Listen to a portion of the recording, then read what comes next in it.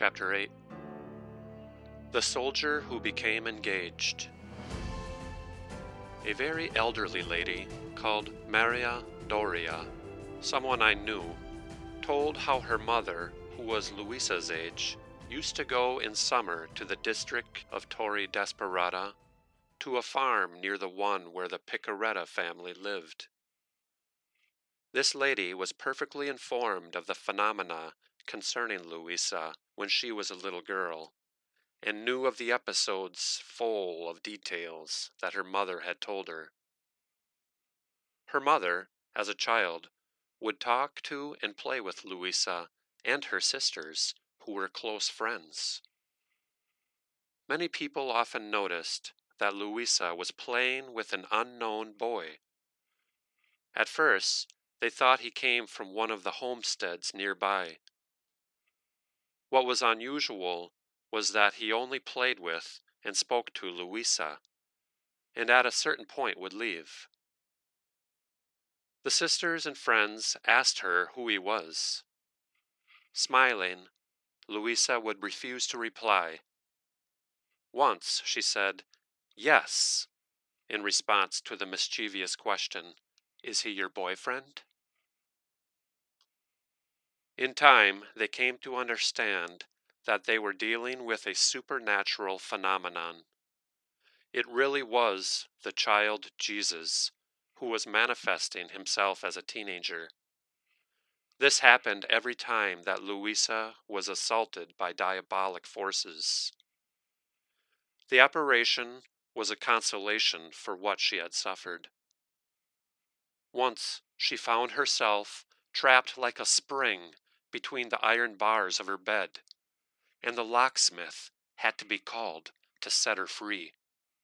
The wonder was that her body remained unharmed. Another time, she was found hanging from the ceiling of the room on a hook on which a ham or a string of onions was usually strung. Luisa was generally liberated from these phenomena by prayers to the Most Holy Virgin, and would seek refuge in the hollow of the great trunk of the mulberry tree, which still stands in the same place today. On another occasion, a great flame was seen to flare up from a little hill not far from the farm. Since Luisa liked to play on that hill, her mother and father hastened there immediately to put out the fire. It turned out to be unnecessary. Luisa was quietly sitting on a rocky peak, gazing into the sky without a trace of fire around her. Luisa would often contemplate the fierce midday sun without suffering any damage to her eyes. Aunt Rosaria confided to me that this phenomenon continued until her death. In fact, we can glean from her writings that the sun was a privileged heavenly body for Luisa. She associated it with the Blessed Trinity. Years had passed. Luisa was already renowned throughout Corato, and it was the midst of the World War. The soldier brother of Mrs. Maria Doria announced in a letter from Sicily that he had become engaged to a girl of that island. His mother was deeply distressed because her son was already engaged to a good match, a rich girl of Corato. This engagement had been arranged by the parents, as was normal at that time. The mother wept and exclaimed, "My poor son, he has been bewitched. The mafia has entered our home." In those times, the bandit Giuliana was on the rampage.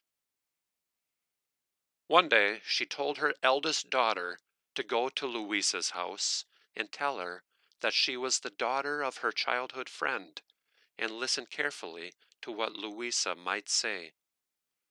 The girl went to Luisa's house in Via Maddalena. She brought greetings from her mother, much appreciated by Luisa, and the conversation turned to the period when they had been at the Torre Desperata farm. Luisa added, "So many prayers and mortifications at that place." Thanking the girl for her visit, Luisa told the girl to tell her mother to pray a lot, as they had done when they were on the farm, and to do all the devotional exercises which were never to be forgotten, so that God's will might be done.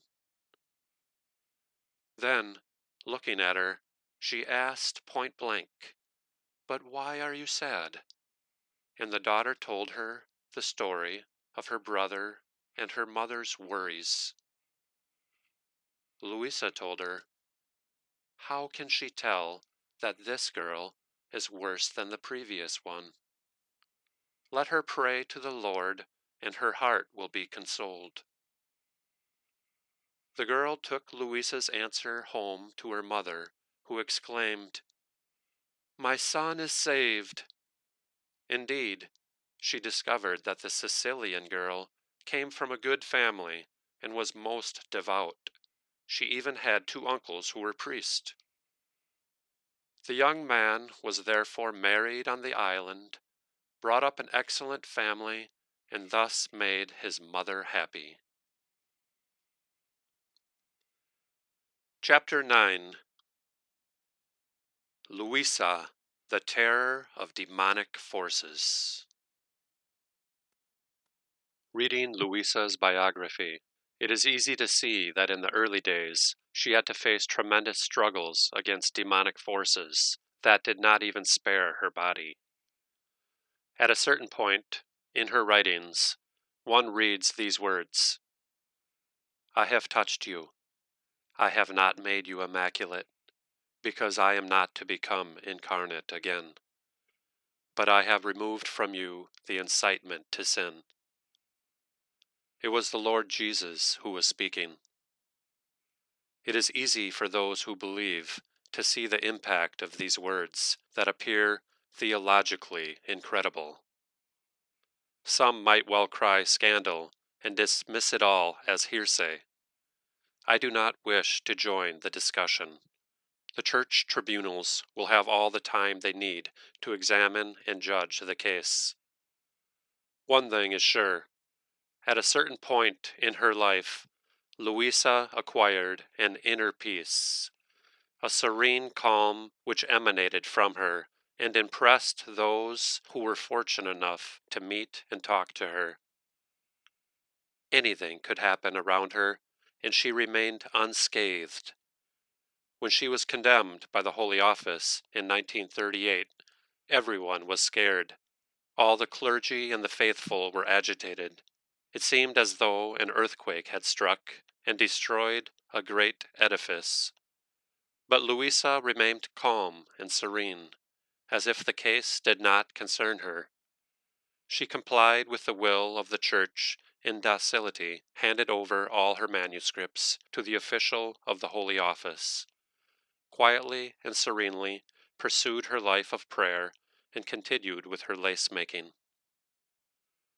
So it seems that Luisa had been strengthened in grace, and therefore became the terror of demons that fled from her noisily. Certain episodes seem to confirm this. It is said that when Luisa was passing some spot, when she was being transported in a closed carriage for the annual spring cleaning, some houses shook from the foundations to the roof, and cries, the clanking of chains, and sounds of people leaving were heard. This happened especially in a building that was still in the stages of restoration on the market square of Corato. Indeed, it was said that appalling things had occurred there: murders, hangings, torture, etc. One lady said that she had gone to live in a house at Rotondella in the province of Madera, where she had been appointed to teach at an elementary school. However, she had felt very ill at ease in that house, because there was frequently a man in it with a terrible look who would try to grab her. But the lady defended herself by holding up the rosary she had in her hands. At the sight of it, he would flee. The distraught lady left everything and returned to Corato with her children. No one believed the poor soul, and she was thought to be out of her mind, especially by her husband, who had Masonic leanings.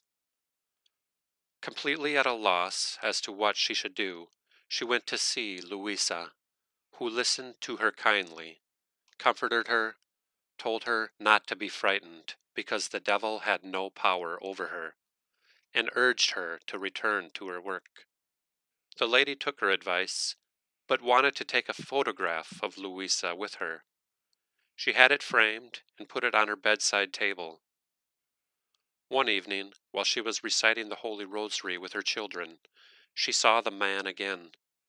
He approached the bed, took the picture of Luisa, threw it on the floor, and fled, shrieking. From that moment, nothing further happened. Peace and serenity returned to the house. The photograph of Luisa, which had been violently thrown on the floor, was not damaged. Indeed, the glass did not even break. This framed photograph is now in the house of the lady's daughter-in-law, on her bedside table. Another very recent episode was the theft of the furniture. While we were at an international convention in Costa Rica, we received the news that Luisa's house had been burglared. The thieves had stolen the antique furniture which had belonged to the parents of the servant of God. This news upset us. On our return, we made it publicly known that the pieces of furniture could be dangerous because demons had danced on them when they had had the power to tempt Luisa, and she alone knew how to keep them at bay. The demons could go wild if they were free from the influence of Luisa the Saint. In fact, it is not known how. Perhaps the demons really had gone wild. Yet, wherever those pieces of furniture were put, incredible things happened. A unique case in history. One night, the thieves brought back the furniture, which they left outside the front door of Luisa's house. Any comment would be superfluous. Something else happened to me personally. Last year, I was taking part in an exorcism at a church in San Severo, which was being carried out by Father Cipriano, Dean of the Italian Exorcist. The church was full of people who thought they were possessed by the devil. I had taken with me a picture of Luisa, which I showed to a lady, asking her, "Do you know her?" The woman looked at it and said no, but at a certain point she narrowed her eyes, and a voice could be heard, coming from deep inside her chest, saying, "I know her, I know her, away with you, away." And she kicked me to make me go away, trying to tear off my stole. I always carry a picture or relic of Luisa about with me. The Holy Death of Luisa Piccarreta. At the news of Luisa's death, which occurred on March 4th, 1947, it seemed that the people of Corato paused to live a unique and extraordinary event. Their Luisa, their saint, was no more, and like a river in full spate, they poured into Luisa's house to look at her and express their affection to her, for so many years esteemed and beloved by all. On the day of her funeral, official mourning was declared in the town.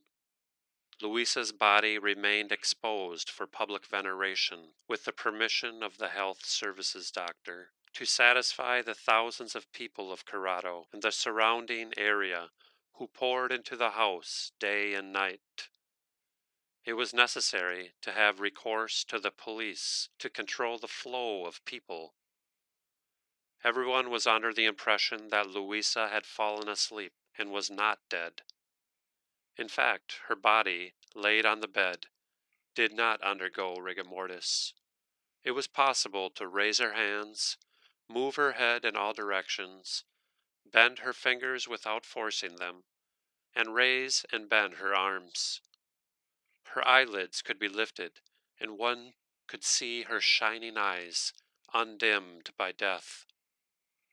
Everyone, strangers, priests, Eucharistical and civil figures, wanted to see this unique and marvelous case. A great many skeptics left the mortuary chamber, shocked, crying, and renewed. Luisa seemed alive, as if a placid and serene sleep had stopped her for an instant. Everyone was convinced that she wasn't dead, and some said, "Call the priest, and you will see that by making the sign of cross, he will awaken her. Isn't Luisa a daughter of obedience?" This hope expressed the love they all felt for the servant of God.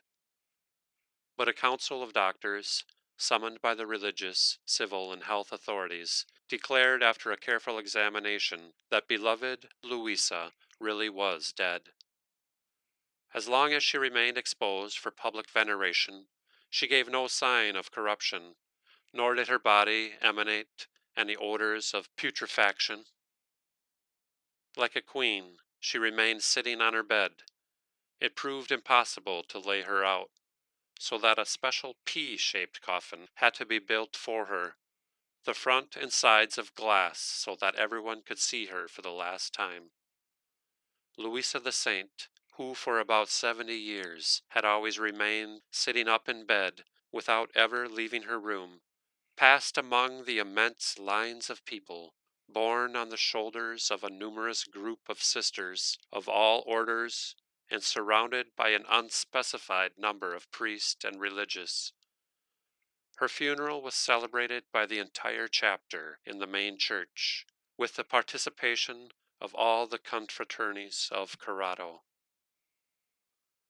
I visited Luisa's body several times during the 4 days that she remained exposed, touching her several times and taking some of the flowers that were constantly placed upon her feet and legs, which I have guarded jealously for many years among my books. Many were given to the sick who were healed when they touched them and were able to attend her funeral. As the coffin passed, the bedridden were carried to the doors of their houses, and many, it was said, received special graces. Luisa was buried in the Calvi family chapel. On July 3, 1963, her mortal remains were returned to Corato to rest permanently in the parish church of Santa Maria Greca.